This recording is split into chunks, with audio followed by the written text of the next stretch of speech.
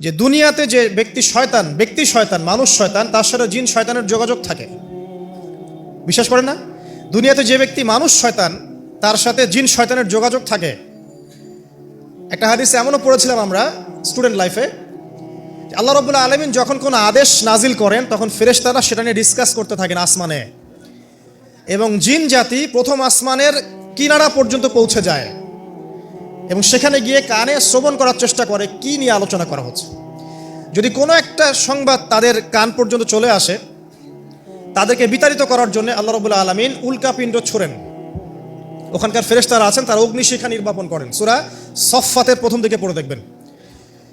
এই জিন দুনিয়াতে যে কবিরাজ বা তান্ত্রিক বা জাদুকরের আন্ডারে আছে, সে এসে তাকে জানিয়ে দেয় এই হতে যাচ্ছে।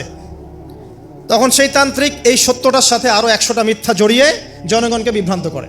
তখন তার কথা ফলে যায়, মানুষ মনে করে যে তান্ত্রিক অনেক বড় কিছু হয়ে গেছে।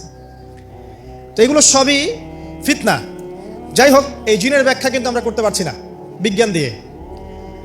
নবী করিম সাল্লাল্লাহু আলাইহি ওয়াসাল্লাম বলেছেন, এক শ্রেণীর স্পেশাল ফেরেশতা আছেন যারা দরুদগুলোকে সংরক্ষণ করেন। আমরা যে কথাগুলো বলছি রেকর্ড হয়ে যাচ্ছে না? আজকে থেকে 100 বছর 200 বছর আগে মানুষ এটা কল্পনা করতে পারতো? আমরা এখন যেখানেই মুভ করছি, সিসি ক্যামেরা, ভিডিও, এটা সেটা, স্যাটেলাইট, এগুলো আছে না? আজকে থেকে 300 বছর আগে মানুষ এগুলো বিশ্বাস করতে পারতো?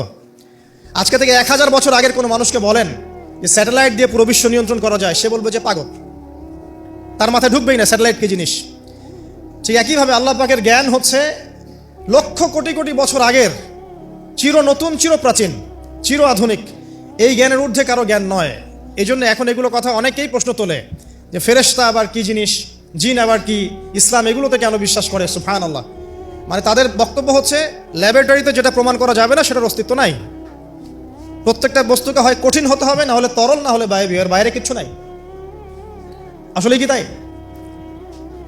তো সব কিছুকেই বিজ্ঞান দিয়ে ব্যাখ্যা করতে হবে জরুরি না, এর ঊর্ধ্বে অনেক কিছু আছে।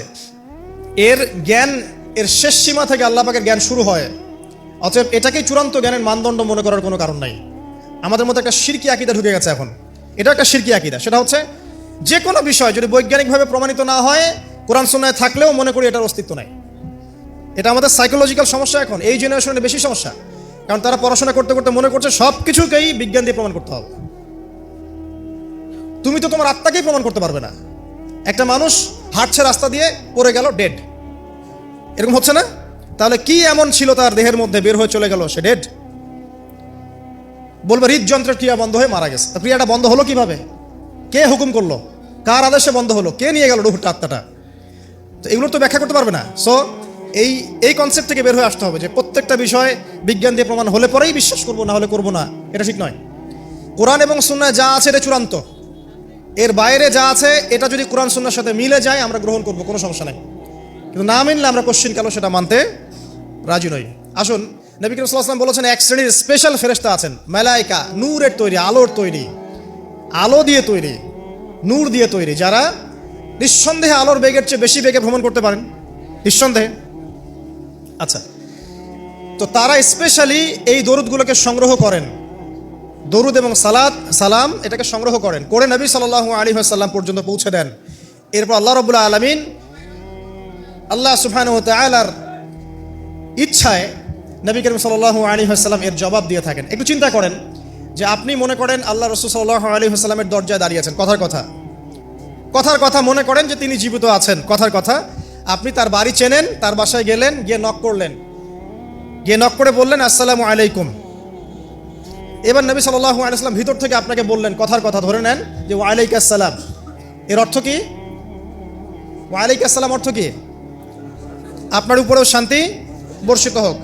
আচ্ছা, আবার মনে করেন আপনি বাসার ভিতরে আছেন, আপনার বাসায় নবীজি এসেছেন সাল্লাল্লাহু আলাইহি ওয়াসাল্লাম, কথার কথা। এবার তিনি আপনার দরজায় নক করছেন, নক করে বলছেন আসসালামু আলাইক, তোমার উপর শান্তি বর্ষিত হোক। তো নবী সাল্লাল্লাহু আলাইহি ওয়াসাল্লামের এই যে দোয়া, তোমার উপরে শান্তি বর্ষিত হোক, এটা যে যত বেশি পাবে তার জীবনটা তত সুন্দর হবে না?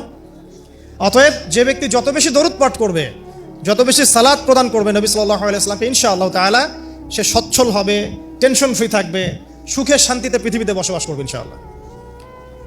আর সুখ বলতে আমি শুধুমাত্র চাকচিক্য বোঝাচ্ছি না, বাড়ি গাড়ি স্ট্যাটাস বোঝাচ্ছি না। সুখী হওয়ার জন্য টাকা যথেষ্ট না। অনেক সময় দেখবেন কোটিপতি মানুষ সুখী নয়, একজন ভ্যান চালক সুখী। সুখ টাকা দিয়ে কেনা যায়? সুখ বলতে মনের সুখকে বোঝানো হচ্ছে। আল্লাহ পাক আমাদেরকে বোঝার তৌফিক দান করুন।